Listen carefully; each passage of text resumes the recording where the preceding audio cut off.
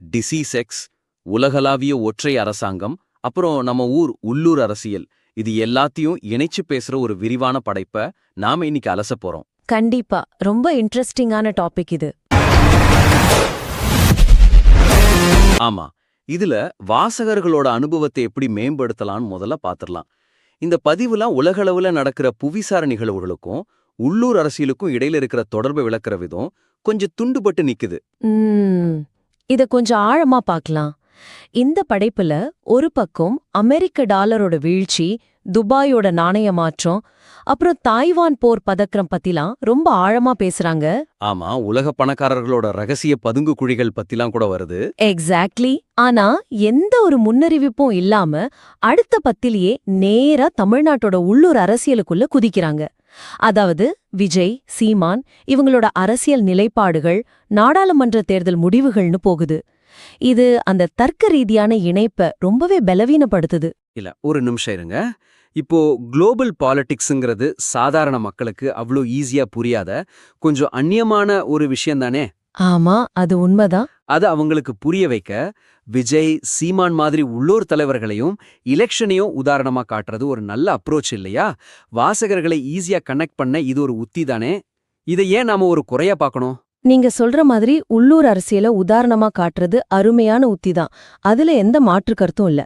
ஆனா அந்த ஜம்ப் ஆகுற விதம் இருக்கு பாத்தீங்களா, அங்கதான் பிரச்சனை. எந்த மாதிரி ஜம்ப் சொல்றீங்க? இப்போ நீங்க ஒரு 150 கிலோமீட்டர் வேகத்துல ஒரு குளோபல் ஹைவேல வாசகரை கூட்டிட்டு போயிட்டு இருக்கீங்கன்னு வைங்க.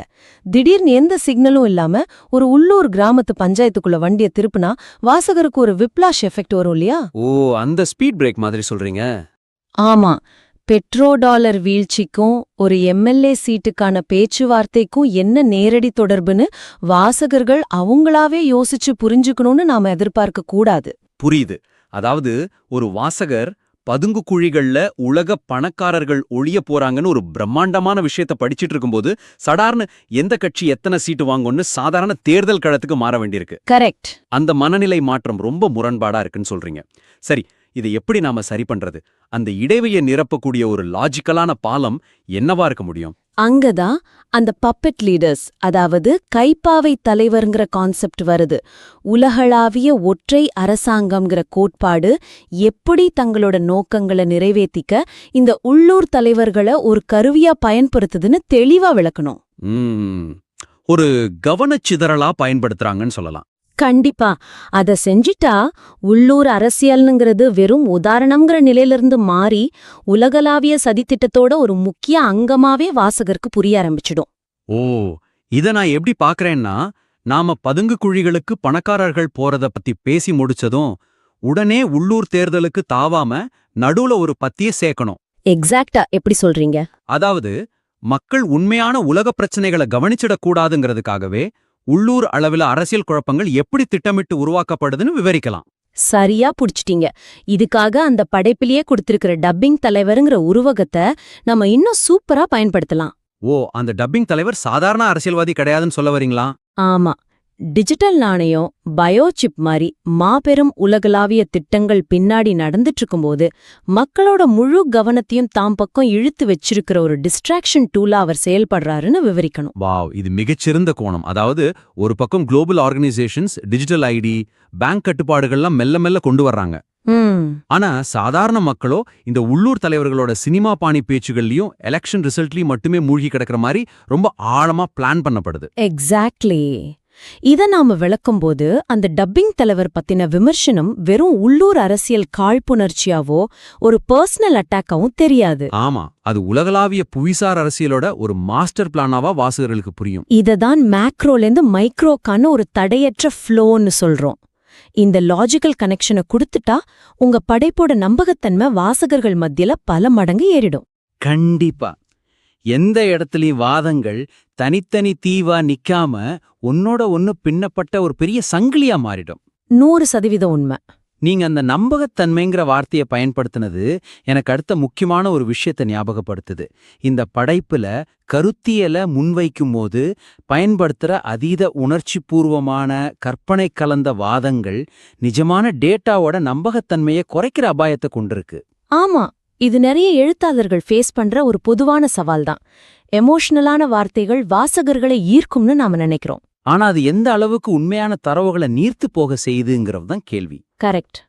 இப்போ பாத்தீங்கன்னா இந்த படைப்புல ஒரு பக்கம் பெட்ரோ டாலர் வீழ்ச்சி, டிஜிட்டல் ஐடி, ஏடிஎம்ல பணம் வராததுன்னு டாக்குமெண்ட் பண்ணக்கூடிய ரொம்ப நிஜமான பொருளாதார டேட்டாவை பத்தி பேசுறாங்க. அத படிக்கும்போது ஒரு விதமான ஆழமான புரிதல் கிடைக்குது.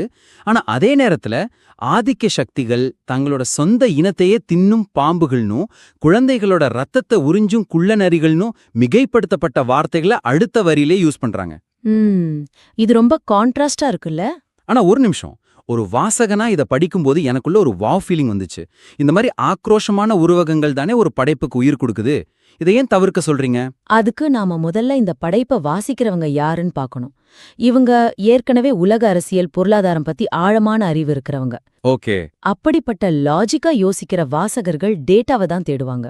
நீங்க பொருளாதார அச்சுறுத்தல்களை பத்தி பேசும்போது அவங்க உங்கள ஒரு அனலிஸ்டா பாக்குறாங்க.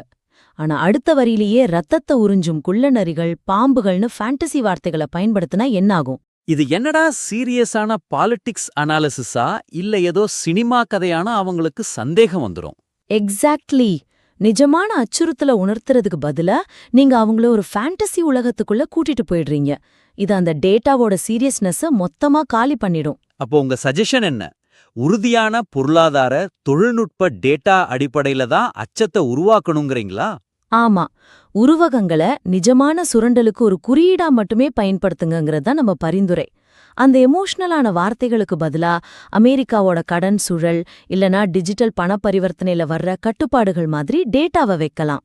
இது நம்பகத்தன்மைய பல மடங்கு அதிகரிக்கும். இத படிக்கிற வாசகர்களுக்கும் இது எப்படி ஒரு இம்பாக்ட உருவாக்கும்னு நான் யோசிக்கிறேன். எப்படி தோணுது உங்களுக்கு?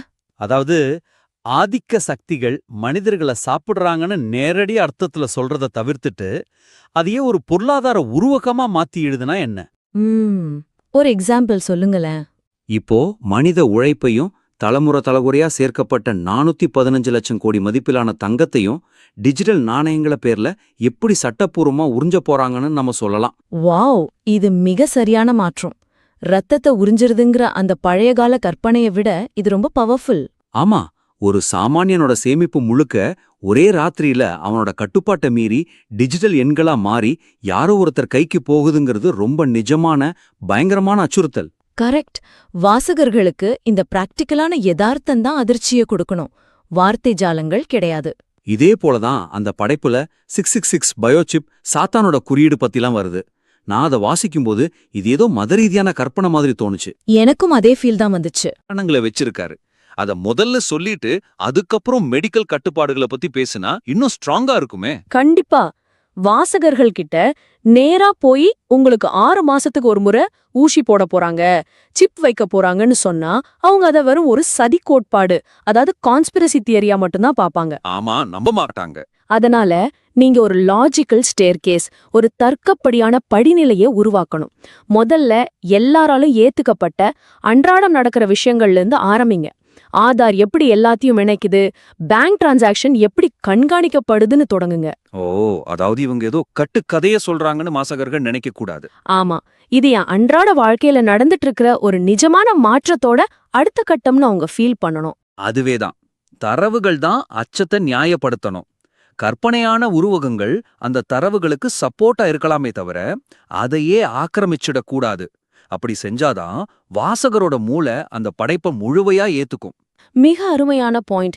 இப்போ இந்த மாதிரி எமோஷனலான விஷயங்களை பேசி ஒரு பிரம்மாண்டமான அச்சுறுத்தலை வாசகர் மனசுல உருவாக்கிட்டீங்கன்னு வச்சுப்போம். சரி, அப்படி ஒரு மாபெரும் பேரழிவை கண்முன் நிறுத்திட்டு படைப்போட முடிவுல வெறும் காய்கறி சாப்பிடுங்க, தண்ணி குடிக்க மறக்காதீங்கன்னு சொன்னா எப்படி இருக்கும்? அது ரொம்ப காமெடியா ஒரு ஆன்டி கிளைமேக்ஸ் மாதிரி இருக்கும். இததான் நான் அடுத்ததா மென்ஷன் பண்ண விரும்புறேன். பதிவோட இறுதியில கொடுக்கப்படுற தற்காப்பு மற்றும் உயிர் வாழ்வதற்கான தீர்வுகள் முன்வைக்கப்பட்ட இவ்ளோ பெரிய அச்சுறுத்தலுக்கு ஈடு கொடுக்கிற வகையில சமநிலையில தொகுக்கப்படல. இது நிறைய நீண்ட கட்டுரைகள்ல நம்ம பாக்குற ஒரு பொதுவான பிரச்சனை தான். அச்சுறுத்தலை விளக்குறதுல பல பக்கங்களை செலவு பண்ணிட்டு தீர்வுகளை ஒரு சின்ன பத்தியில முடிச்சிருவாங்க. ஆமா, ஆனா ஒரு கட்டுரையோட ஸ்ட்ரக்சர்ல அதுதானே இயல்பான விஷயம். முதல்ல பிரச்சனைகளை எல்லாத்தையும் விரிவாக அலசுறது, அப்புறம் முடிப்புரையில அதுக்கான தீர்வுகளை ஒரு லிஸ்டா கொடுக்கறது. இது ஏன் நாம ஒரு குறையா பார்க்கணும்? இது காலங்காலமா ஃபாலோ பண்ற ஒரு ஃபார்மேட் தானே? அந்த ஃபார்மேட் சாதாரண சின்ன சின்ன விஷயங்களுக்கு செட் ஆகும். ஆனா நீங்க இங்க பேசுறது டிசீஸ் எக்ஸ் மாதிரி உலகத்தையே அழிக்கப் போற கொடிய பெருந்தொற்று, கட்டாய ஊசிகள், அரசாங்கம் தங்கத்தை புடுங்குறதுன்னு ரொம்ப ரொம்ப சீரியஸான உலகளாவிய அழிவுகளை பத்தி. கரெக்ட். இப்போ நீங்க ஒருத்தர்கிட்ட 100 கிலோ எடையுள்ள ஒரு இரும்பு குண்டை கொடுத்துட்டு இத புடிச்சுக்கோங்க, நான் கடைசியா இதை எப்படி கீழே வைக்கிறதுன்னு சொல்றேன்னு சொன்னா என்ன நடக்கும்? ஹஹா, அவர் அந்த பாரம் தாங்காம பாதியிலே அதை கீழே போட்டுடுவார். எக்ஸாக்ட்லி. நீங்க பிரச்சனைய சொல்ல சொல்ல வாசகனுக்கு ஒருவித பதற்றமும் கையறு நிலையும், அதாவது ஒரு ஹெல்ப்லெஸ்னஸ் வந்துரும். அந்த மாபெரும் சதித்திட்டத்துக்கு முன்னாடி நாம ரொம்ப சின்னவங்க, நம்ம கிட்ட எந்த பவரும் இல்லைங்கிற ஒரு மனச்சோர்வு வந்துடும். அதைத்தான் நாம தவிர்க்கணும். அப்போ தற்காப்பு உத்திகளை கடைசியில மட்டும் ஒரு லிஸ்டா கொடுக்காம ஒவ்வொரு முக்கிய பிரச்சனைய பத்தி பேசும்போதும் அதுக்கான தீர்வா அங்கேயே உடனுக்குடன் கொடுக்கணும்னு சொல்றீங்க. ஆமா, இது வாசகர்களுக்கு ஒரு அதிகாரத்தை கொடுக்கும். இதை செயல்படுத்துறது ஒன்றும் அவ்வளோ கஷ்டமான வேலை எனக்கு தெரியல. இது எப்படி செய்யலாம்னா, இப்போ மெடிக்கல் மாஃபியாக்கள் டிசீஸ் எக்ஸ பத்தி விளக்கி முடிக்கும் போதே உடனே நம்ம முன்னோர்களோட மரபணு ரீதியான நோய் எதிர்ப்பு சக்தியை, அதாவது ஜெனடிக் மெமரியை மீட்டெடுக்கிறதோட அவசியத்தை பத்தி பேசணும். சூப்பர். இயற்கையான முறையில எப்படி தற்காத்துக் கொள்றதுங்கிற வழிமுறைகளை அங்கேயே கொடுத்துறணும். அப்படிதான் செய்யணும். உங்கள நோக்கி ஒரு பெரிய அச்சுறுத்தல் வருதுன்னு சொல்லும்போதே கவலைப்படாதீங்க, உங்களை இயற்கையாகவே தற்காத்துக்கு ஒரு ஆயுதம் உங்க உடம்பிலேயே இருக்குன்னு சொல்லும்போது வாசகர் ஒரு தன்னம்பிக்கை அடைவார். அவரு சோர்வடையாம அடுத்த பகுதியை படிக்க அது ஒரு பெரிய உந்து சக்தியா மாறும். எனக்கு இது முழுமையா புரியுது. இதே மாதிரிதான் டிஜிட்டல் நாணய முறை, அப்புறம் அரசாங்கம் தங்கத்தை கையகப்படுத்துறத பத்தி ஒரு பெரிய பகுதி இருக்கு. அத படிக்கும்போது வாசகர்களுக்கு நம்ம சொத்தெல்லாம் போயிடுமோன்னு ஒரு பயம் வரலாம். ஆமா, கண்டிப்பா வரும். அந்த இடத்துலயே இதுக்கு என்ன தீர்வுன்னு சொல்லிடலாம். இப்போ பில் இல்லாத பழைய நகைகளை எப்படி முறையா கணக்குல காட்டுறது, இல்லனா அதுக்கான டாக்குமெண்ட்ஸை இப்போ இருந்தே எப்படி லீகலா ரெடி பண்ணி வச்சுக்கிறதுங்கிற பிராக்டிக்கலான டிப்ஸை வழங்கிடலாம். இது மிகச்சிறந்த அப்ரோச். படைப்போட கடைசில மீன் பிடிக்க கற்றுக் கொடுப்பதே உண்மையான அறிவுங்கிற தத்துவம் ரொம்ப அருமையா பேசப்பட்டிருக்கு. ஆனா அந்த தத்துவம் வெறும் கடைசி வரியாவோ ஒரு முத்தாய்ப்பாவோ மட்டும் இருக்கக்கூடாது. அந்த சிந்தனை முழு பதிவோட மைய கருத்தாவே மாறணும்னு சொல்றீங்க. அதாவது ஒவ்வொரு அச்சுறுத்தலுக்கும் இணையான தீர்வை உடனுக்குடன் கொடுக்கிற ஒரு கருவியாவே அந்த படைப்பு கட்டமைக்கப்படணும். அதுதான் உண்மையான எம்பவர்மெண்ட். ஒரு பக்கம் ஆதிக்க சக்திகள் டிஜிட்டல் சுவர்களை எழுப்புறாங்கன்னு பிரம்மாண்டமா விவரிக்கும் போதே அந்த சுவர்ல இருக்கிற விரிசல்களை எப்படி தேடுறது, தப்பிக்கிற வழிகள் என்னங்கிறதையும் நாம சுட்டி காட்டணும். நீங்க ஒரு பெரிய பிரச்சனைய சொல்லி வாசகல மூழ்கடிக்காம அவருக்கு நீச்சல் அடிக்கவும் அங்கேயே கத்துக் கொடுக்கறீங்க.